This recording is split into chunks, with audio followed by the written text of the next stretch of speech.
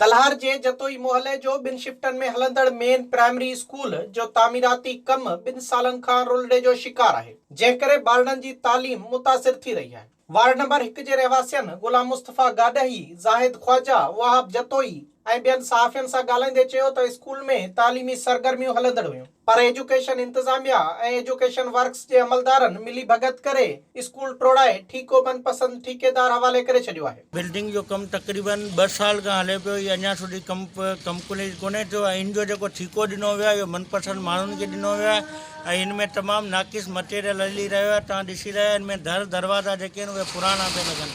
हुननि चयो त स्कूल जो तामीराती कम 2 सालन खां रोलड़े जो शिकार आहे ऐं तामीराती कम में नाक़िस मटीरियल समेत पुराणो लोहो इस्तेमाल कयो पियो वञे। ॻोठाणनि मुतालबो कयो त स्कूल जो कम जल्द मुकमिल करायो वञे त जीअं तदरीसी अमल बिना कंहिं रंडक जे जारी रही सघे। विज़िट कयो अवामी आवाज़ मीडिया ग्रुप जी वेबसाइट awamiawaz.pk